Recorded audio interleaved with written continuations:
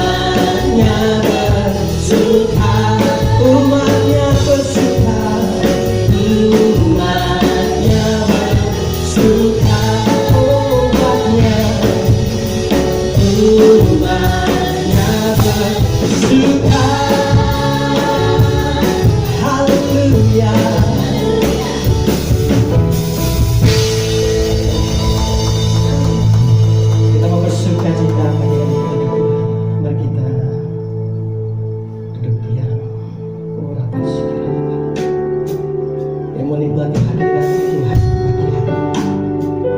Terima kasih Tuhan. buat setiap nafas yang Tuhan berikan dalam setiap kehidupan kami, hingga kami dapat boleh menyembah, memuji dan menyembah. Terima kasih Bapa.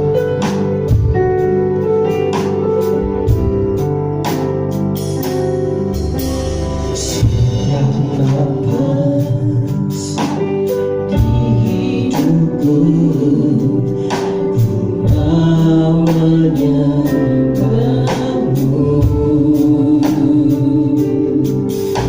Kau Bapa yang baik, yang sungguh baik, ku sembah selamanya. Setiap langkah di hidupku, biar memuliakanmu. Seumur hidup menyembahmu, mengasihi Engkau.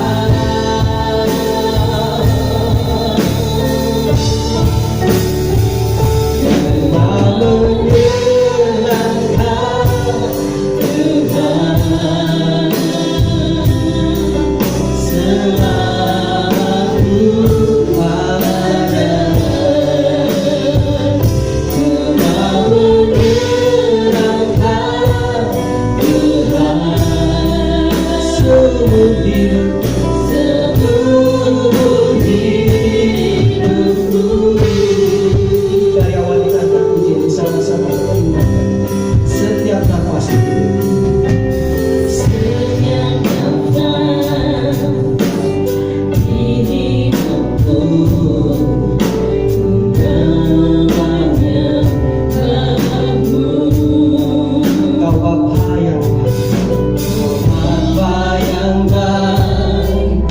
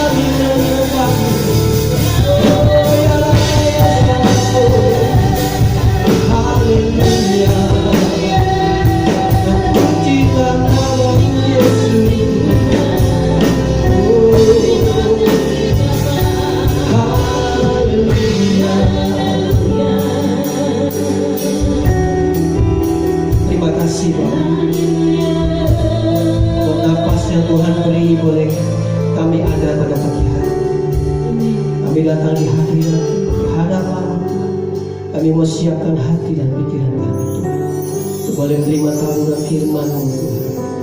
Terima kasih Tuhan. Yesus, Engkaulah kemuliaan-Mu Tuhan. Terima kasih Bapa. Haleluya. Terima kasih Yesus, kemuliaan.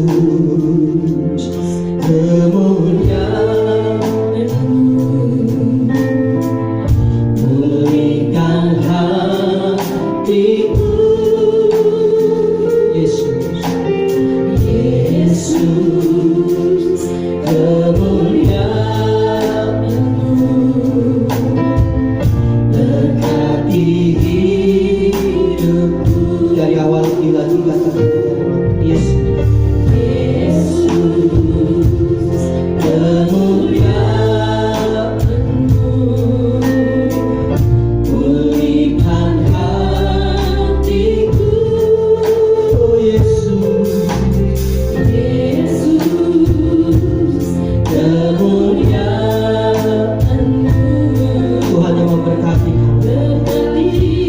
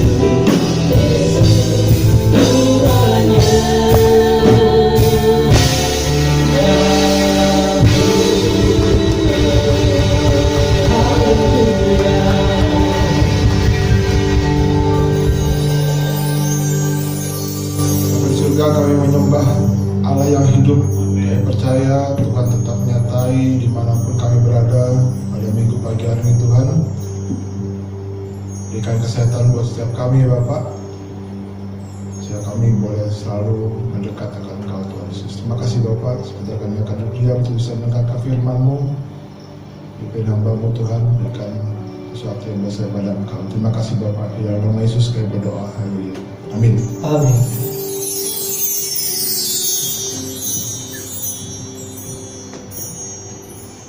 Shalom. Shalom. Selamat pagi, selamat hari Minggu. Tuhan tetap memberikan kepada kita kesehatan yang baik. Amin.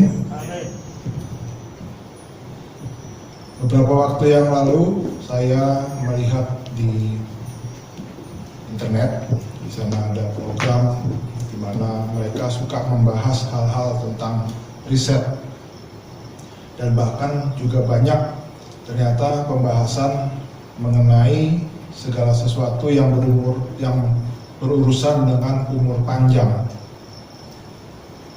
Rahasia bagaimana kita bisa hidup sampai usia 100 tahun. Dan mereka sempat juga meneliti kira-kira apa sih tempatnya, apa kebiasaannya, sehingga mereka bisa melihat orang itu berumur panjang. Ternyata salah satunya adalah dengan rajin beribadah. Nah, kalau kita rajin beribadah, di situ disebutkan bahwa umur kita bisa diperpanjang 4 tahun. Tapi ini tentunya hanya diskusi, hanya satu bahan pembicaraan. Kita yakin bahwa kita datang beribadah bukan karena hanya hal tersebut. Dan bahkan saya percaya kalaupun ternyata beribadah itu mengurangi umur saudara 1 tahun, saudara juga datang beribadah, amin. Nah, jadi secara umum perilaku kebiasaan orang percaya, kita nggak percaya dengan namanya riset, tapi mereka melakukan penelitian tersebut berdasarkan hasil daripada yang mereka sudah survei. Kita percaya kita hidup kekal karena firman Allah, amin. Jadi bukan hanya kalau kita rajin beribadah lalu berpengaruh dengan segala sesuatu yang umur panjang, tapi yang jelas dengan firman Allah kita punya yang namanya kesehatan dalam jasmani, juga kesehatan dalam rohani. Jadi itu yang membuat saya tertarik, wah ternyata ini membuat kita datang ke gereja itu untuk kegiatan untuk menambah kita umur panjang atau tidak, kira-kira begitu. Tapi yang jelas Tuhan memberikan kepada kita sesuatu sesuai dengan apa yang kita lakukan untuk bisa menyenangkan Dia. Nah, hari ini kita mau coba lihat satu peristiwa yang terkenal di Yohanes 2 ayat yang pertama sampai 11. Nanti saudara baca atau saya bacakan. Satu peristiwa di mana Yesus mengubah air menjadi anggur. Ada banyak di antara kita menilai ini adalah satu mujizat yang pertama. Tetapi ternyata kalau nanti kita baca, Yohanes itu tidak pernah memakai kata mujizat, dia memakai kata tanda. Kita baca dulu ya, Yohanes 2 ayat 1 sampai 11. Ayat pertama, pada hari ketiga ada perkawinan di Kana yang di Galilea dan ibu Yesus ada di situ. Yesus dan murid-muridnya diundang juga ke perkawinan itu. Ketika mereka kekurangan anggur, ibu Yesus berkata kepadanya, mereka kehabisan anggur. Kata Yesus kepadanya, mau apakah engkau daripadaku ibu? Saatku belum tiba. Tetapi ibu Yesus berkata kepada pelayan, apa yang dikatakan kepadamu, buatlah itu. Di situ ada 6 tempayan yang disediakan untuk pembasuhan menurut adat orang Yahudi. Masing-masing isinya 2-3 buyung. Yesus berkata kepada pelayan, isilah tempayan-tempayan itu penuh dengan air. Dan mereka pun mengisinya sampai penuh. Lalu kata Yesus kepada mereka, sekarang cedoklah dan bawalah kepada pemimpin pesta. Lalu mereka pun membawanya. Setelah pemimpin pesta itu mengecap air yang telah menjadi anggur itu, dan ia tidak tahu dari mana datangnya, tetapi pelayan-pelayan yang mencedok air itu mengetahuinya, ia memanggil mempelai laki-laki. dan berkata kepadanya, setiap orang menghidangkan anggur yang baik dulu, dan sesudah orang puas minum, barulah yang kurang baik. Akan tetapi engkau menyimpan anggur yang baik sampai sekarang. 11. Hal itu dibuat Yesus di Kana di Galilea sebagai yang pertama dari tanda-tandanya, dan dengan itu ia telah menyatakan kemuliaannya dan murid-muridnya percaya kepadanya. Nah, jadi tadi saya bilang di ayat yang ke-11 disebutkan tanda. Dengan kata lain, ada ternyata banyak mujizat, dan ini adalah tandanya. Jadi kalau saudara bisa lebih mengerti bahwa tanda itu berarti sudah ada mujizat, tetapi mujizat itu sendiri menunjuk ke satu hal yang lain. Jadi ini tanda, sign gitu ya. Kalau saudara melihat tanda belok ke kiri, berarti kan saudara harus menuju ke arah kiri, kira-kira seperti itu. Nah, mujizat itu kurang lebih seperti anak panah. Dia mengarahkan kita kepada sesuatu yang lebih penting, yang disebut dengan tanda. Itu maksudnya. Jadi mujizat itu mungkin nggak gitu penting, tapi kita sudah takjub dengan yang namanya mujizat. Tapi yang mau diharapkan daripada tulisan Yohanes ini adalah jangan lihat mujizatnya, tapi lihat tandanya itu apa gitu. Jadi dia membuat sesuatu hal tanda di mana selain daripada mujizat yang kita tahu air jadi anggur, ada lagi hal yang lebih besar yang ingin dia tunjukkan. Jadi itu kurang lebih. Nah, informasi tambahan yang saya dapat setelah membaca ayat-ayat ini, ternyata banyak hal yang bisa kita dapatkan. Informasinya mungkin sekilas karena kita melihat Alkitab ya, kitabnya itu aja, bacaannya itu aja. Tapi kalau saudara mulai dengan rasa ingin tahu, saudara bisa melihat sebetulnya ada apa sih di sana. Saudara akan bisa melihat, bisa membayangkan bahwa ternyata sesuatu hal itu memang luar biasa. Nah, ini yang mau ditunjukkan dengan kalimat tanda tersebut. Informasinya kurang lebih seperti ini. Saudara kalau baca nanti di situ ada tulisannya, di internet ada tulisan bahwa menurut peristiwa daripada orang-orang Yahudi, biasanya perkawinan itu diadakan hari Rabu, hari ketiga, hari Rabu di tempat kita. Karena apa? Biasanya hari Senin, hari Selasa mereka mengadakan sidang. Jadi mereka break dulu di hari Rabu. Kalau mereka mau lanjutkan sidangnya itu, dia boleh lanjutkan di hari berikutnya. Biasanya begitu, di hari Kamis. Jadi itu satu hal kenapa disebut mulai pesta di tengah-tengah minggu.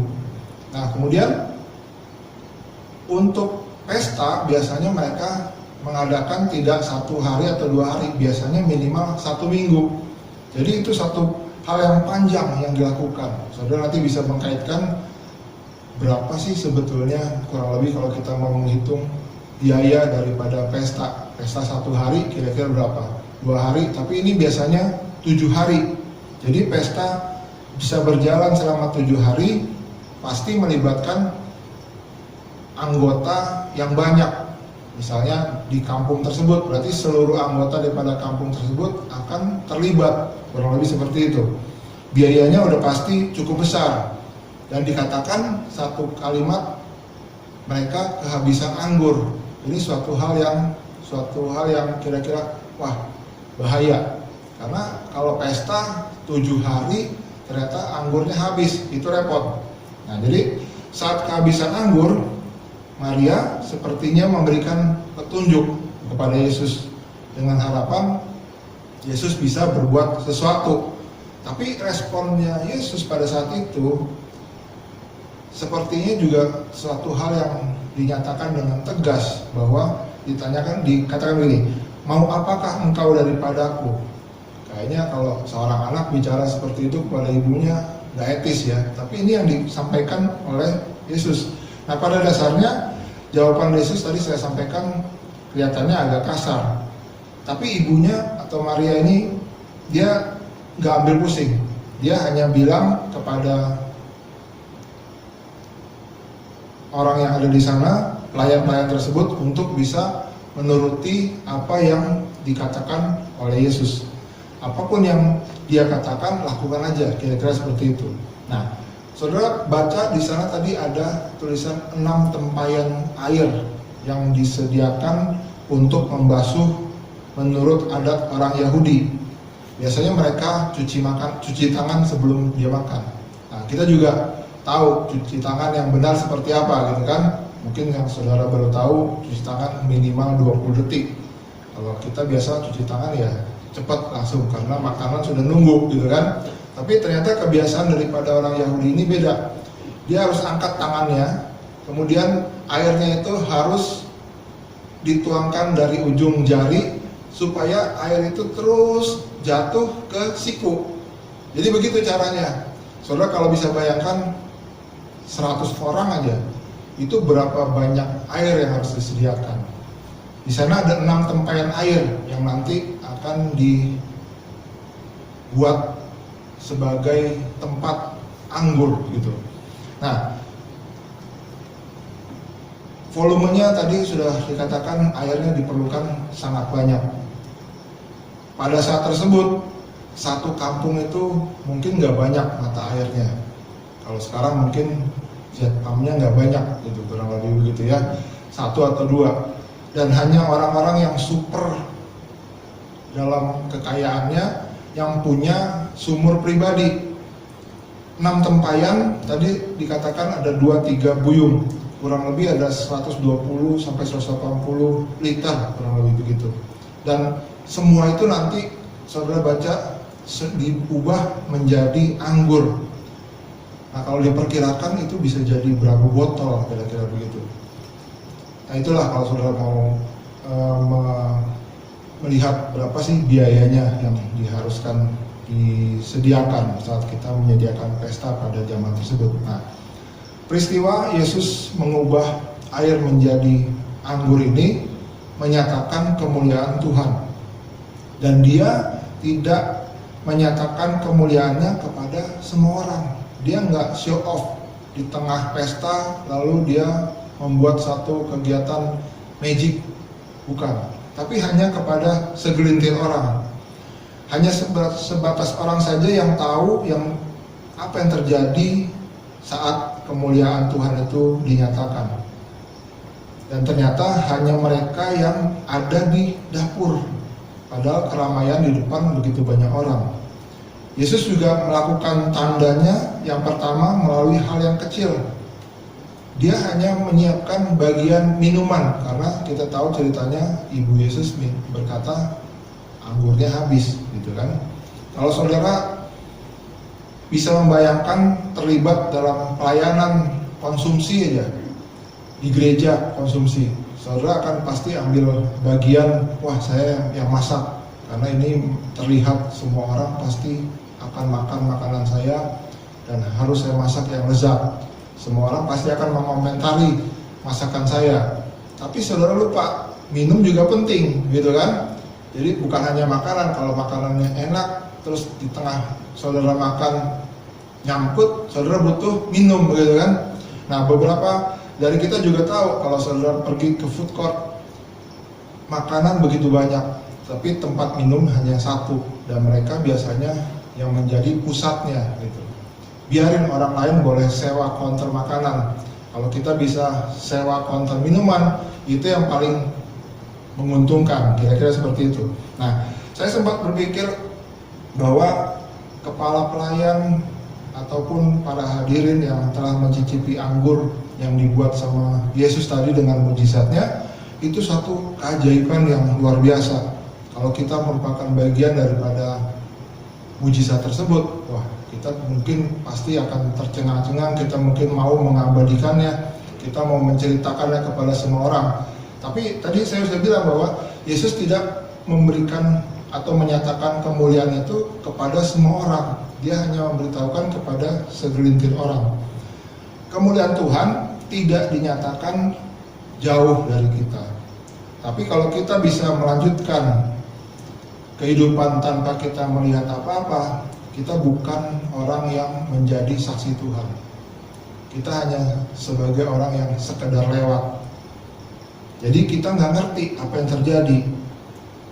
Ada satu peribahasa dalam bahasa Inggris dikatakan so near yet so far.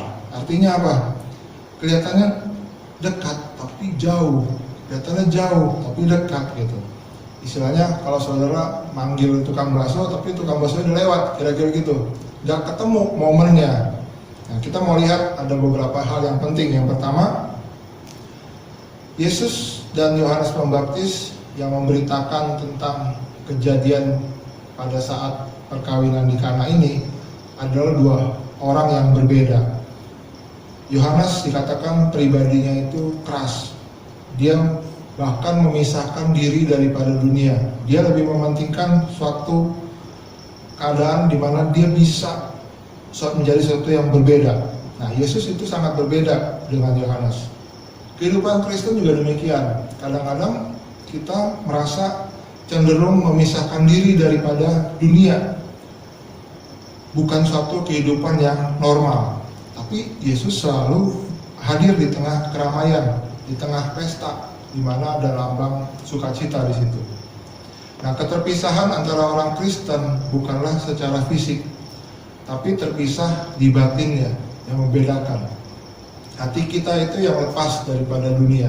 Kitanya tetap ada di dunia, tapi hati kita yang melekat kepada Tuhan. Bedain. Kalau saudara mau mencampur adukan, saudara akan bingung. Suatu ketika saya sempat ditanya, mau nggak kita melayani atau menyampaikan Injil kepada semua orang, di mana orang itu orang-orang berdosa. Di mana tuh? Oh, itu di bar. Saudara kalau pergi ke bar, di situ orang nggak akan ingat Tuhan. Ingatnya sukacita, pesta dan segala macam. Saudara berani menyampaikan kebenaran Tuhan di sana. Kalau saudara mau melakukan, itu artinya saudara bisa gambling. Di situ bisa jadi orang-orang mendapatkan berita tentang Tuhan, atau saudara yang terbawa di dalam komunitas tersebut. Gitu. Saudara memberi katakan Injil kepada 5 orang yang kira-kira lagi senang, happy, sukacita, dibandingkan dengan satu saudara sendiri yang memberitakan Injil. Pasti biasanya saudara yang ikut. Udahlah, ikut, minum dulu, makan dulu, akhirnya lupa. Dan akhirnya saudara menikmati hal tersebut. Besok-besok daripada mengabarkan Injil, mendingan ikut pesta. Kira-kira seperti itu. Nah, jadi hal yang harus kita lakukan adalah sesuatu dengan tujuan rohani. Jangan kita ikut memberikan diri kita ke dalam hal yang duniawi. Itu yang pertama. Yang kedua, Yesus sepertinya dengan sengaja memilih atau membuat tanda yang pertama itu dalam acara pernikahan. Sebetulnya bukan satu kebetulan, karena kita melihat dalam sejarahnya semua itu mulai dengan perkawinan, diawali dengan pernikahan, ditutup juga di kitab Wahyu dengan yang namanya pernikahan. Dalam perjanjian lama, bangsa Israel digambarkan sebagai mempelai daripada Allah. Di perjanjian baru, Paulus juga menggambarkan rahasia tersebut. Hubungan antara jemaat dengan Kristus adalah hubungan seperti suami dengan istri, dengan anak, dengan keluarga, seperti itu.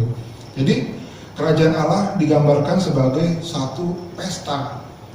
Pesta nikah perkawinan anak raja. Seorang raja yang ingin menikahkan anaknya, kira-kira seperti itu. Di Wahyu disebut roh dan pengantin. Siapakah pengantin perempuan? Yaitu mempelai anak domba. Jadi segala macam ayat yang ada dalam perjanjian lama, perjanjian baru nggak jauh beda daripada peristiwa pernikahan. Nah, Yohanes juga menggambarkan Yesus sebagai mempelai pria. Saudara pasti sering membaca hal tersebut. Nah, semua itu sangat penting untuk bisa kita mengerti bahwa seluruh Alkitab diwarnai dengan satu hal yang metaforal, di mana ada pernikahan, di mana menggambarkan hubungan yang intim antara Allah dengan umatnya. Nah, tujuan Allah menciptakan pernikahan adalah untuk bisa membuat kita itu berada di dalam satu kesatuan, bahkan di tingkat yang namanya roh. Kedua, kita mau lihat bahwa jawaban Yesus kepada ibunya tadi adalah bahwa jangan beritahu. Saya udah tahu apa yang harus saya lakukan, tapi jangan kasih tahu sekarang, waktunya belum tepat. Jadi Tuhan itu bukan pelaku kehendak daripada manusia. Kadang-kadang kita juga sering melakukan hal tersebut. Kita ingin Tuhan itu melakukan apa yang menjadi kehendak kita. Padahal dalam kenyataannya Tuhan sudah tahu apa yang menjadi kehendak kita. Dan sebaiknya kita mengikuti apa yang sudah Tuhan tetapkan buat kita. Jangan dibalik. Yesus bukan pelaku kehendak manusia. Ia tidak mengizinkan hubungan manusia dalam hal ini, walaupun ibunya yang berkata, meminta dia untuk bisa melakukan sesuatu, dia bilang waktunya belum tepat. Jadi dia tidak mengikuti apa yang diminta oleh ibunya. Dan juga kalau kita lihat waktu itu Maria itu juga suatu ibu yang sangat mempunyai iman. Dia nggak tersinggung, dia nggak marah, tapi dia tahu karena dia mengerti siapa Yesus. Air berubah menjadi anggur. Perjanjian lama, waktu Musa, air menjadi darah, bahkan membawa kematian. Suatu hal yang kontradiktif. Nah, ini membuat kita mengerti bahwa Yesus itu mengubah segala sesuatunya menjadi baik. Sama seperti anggur. Anggur itu seperti air yang hidup, yang punya pengaruh besar kepada siapa saja, termasuk diri kita.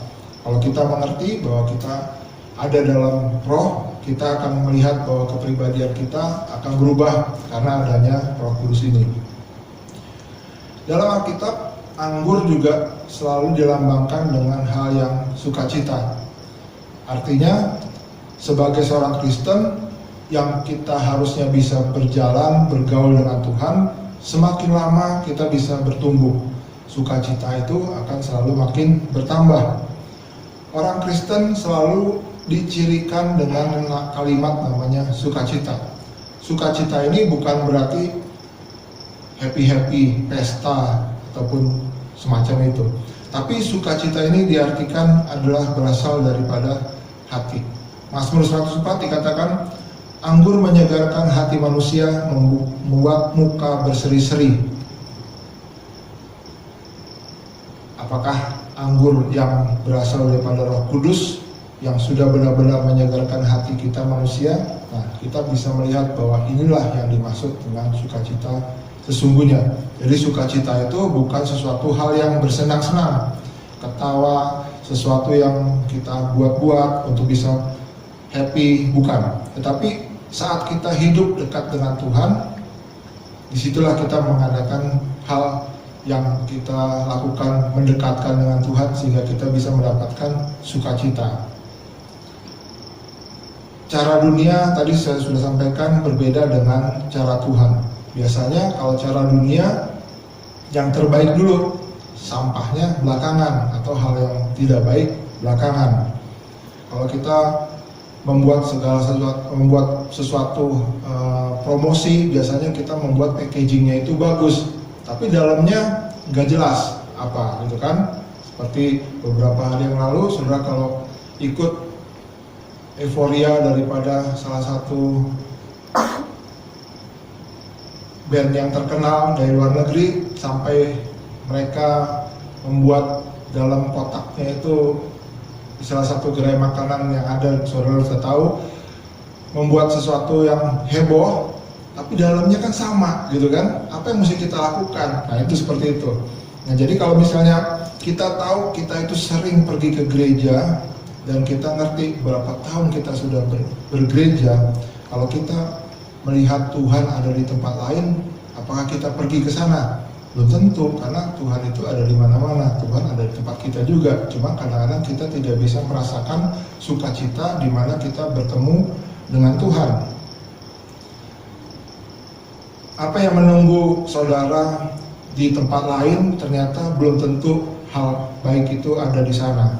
Yang terbaik biasanya disuguhkan dulu, itu cara dunia. Tapi Tuhan sangat berbeda.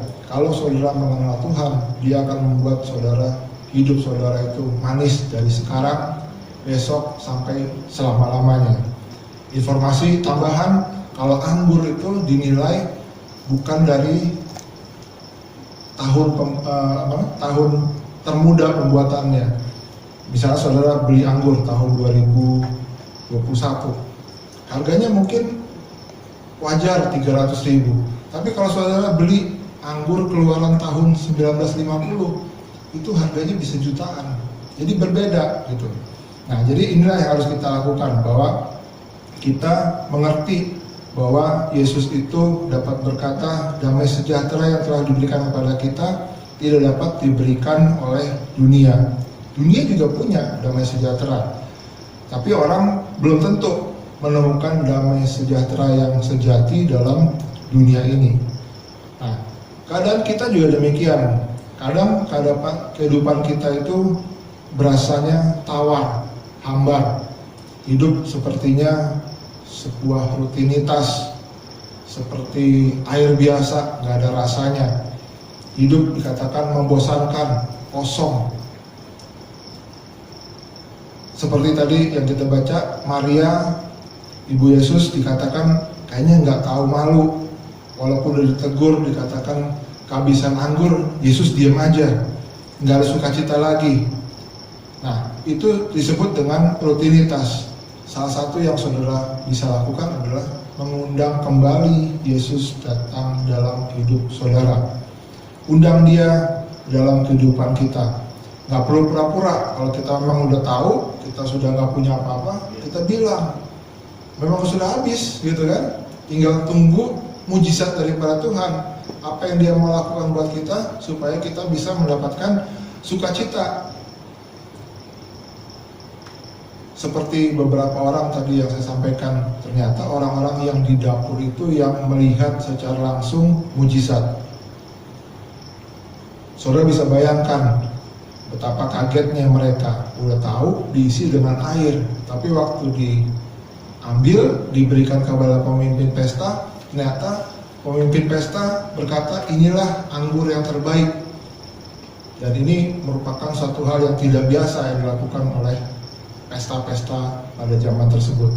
Jadi Yohanes 2 ayat 1-11 kita banyak mencatat beberapa hal. Yang pertama, sebaik apapun persiapan yang kita lakukan, hasilnya tidak sesuai dengan apa yang kita harapkan. Tiba-tiba anggurnya habis, kita pasti nggak mengharapkan anggur tersebut habis. Dan ini adalah suatu hal yang paling bahaya kalau saudara mengadakan pesta. Yang kedua, dalam setiap kesulitan yang kita hadapi selalu akan ada Tuhan. Masalahnya Tuhan itu terasa jauh dari kehidupan kita, karena kita tidak melihat Tuhan itu ada di sekitar kita. Tuhan itu sangat siap untuk dipanggil. Masalahnya kita selalu melihat dengan kemampuan kita segala sesuatunya bisa berjalan dengan baik. Nah, di sini kita harus tahu bahwa setiap kesulitan Tuhan itu ada di sekitar kita. Yang ketiga, pertumbuhan iman masing-masing manusia akan menjadi prioritas Tuhan dalam hidup. Saudara bisa lihat pada waktu tadi Maria meminta Yesus yang disebut adalah putranya sendiri untuk bisa berbuat sesuatu menolong keluarga yang kehabisan anggur ini. Yesus jawabannya, mau apa? Saatnya belum tiba. Suatu jawaban yang kira-kira nggak etis gitu. Tapi sikap Maria tidak kecewa. Dia tetap memberitahukan kepada pelayan yang ada di dapur untuk selalu ikuti apa yang dikatakan oleh Yesus. Jadi saat kita melihat keadaan kita sepertinya dicuekin, kita harus lihat, memandang kepada Tuhan. Tuhan bilang apa, kita lakukan. Jangan ikutin kata-kata orang yang ada di sekitar kita. Mereka kadang-kadang hanya ingin menambah sesuatu hal, membuat kita hidupnya menjadi makin runyam, tapi tidak mengeluarkan kita kepada masalah. Cuma Yesus yang bisa mengeluarkan kita dari masalah. Yang keempat, yang terakhir, mesti boleh maju. Tuhan menolong dengan cara, bahkan dengan cara yang paling sederhana. Tidak ada yang menduga bahwa Tuhan akan mengubah air menjadi anggur. Ini adalah tindakan yang di luar pemikiran manusia. Kadang dalam kesulitan kita doa, kita menanti Tuhan memberikan solusi yang menjadi keinginan kita, tapi ternyata tidak Dia datang dengan cara yang sederhana. Tuhan tidak memerlukan suatu hal yang canggih untuk bisa menolong. Dia menggunakan apa aja. Jadi waktu kita hadapi masalah, kita nggak usah cari jalan yang susah, cari jalan yang rumit, karena kita tahu Tuhan itu selalu menolong kita. Hidup kita digenapi dan kita menggenapi firman Tuhan.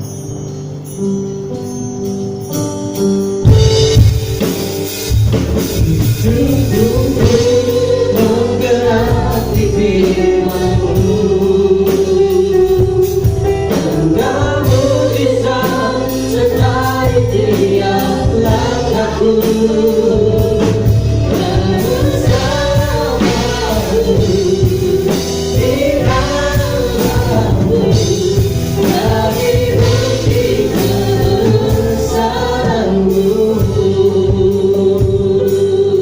Dari awal kita akan puji nama Tuhan, Kau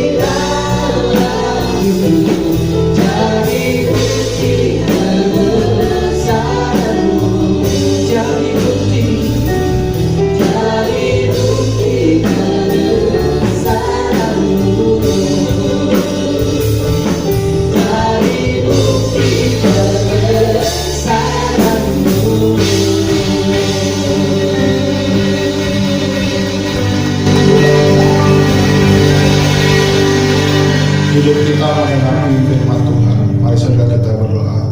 Bapa di surga, terima kasih untuk minggu pagi yang indah ini Tuhan. Abang sudah sampaikan bahwa selain daripada mujizat yang kita tahu, Tuhan memberikan tanda di mana kita harus lebih mengenal, lebih mengerti siapa Tuhan kita. Dia bukan Tuhan yang jauh, Dia ada di sekitar kita.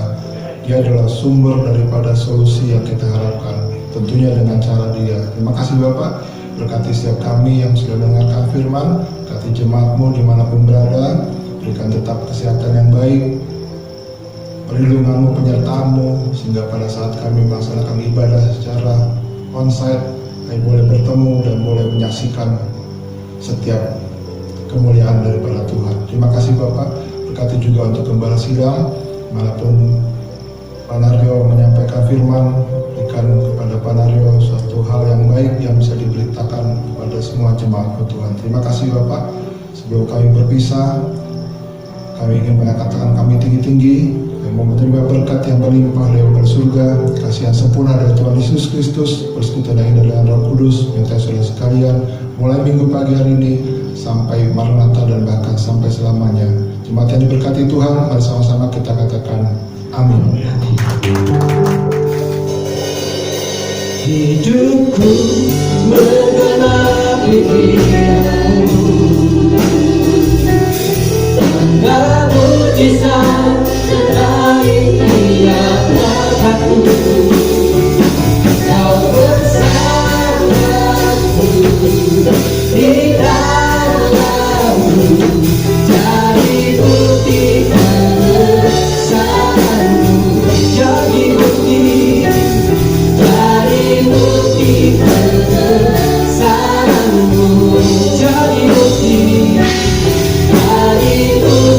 kebesaran-Mu.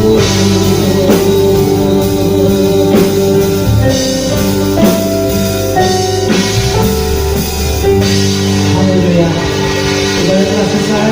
Selamat hari Minggu. Tuhan Yesus memberkati. Bertemu kembali minggu depan. Tuhan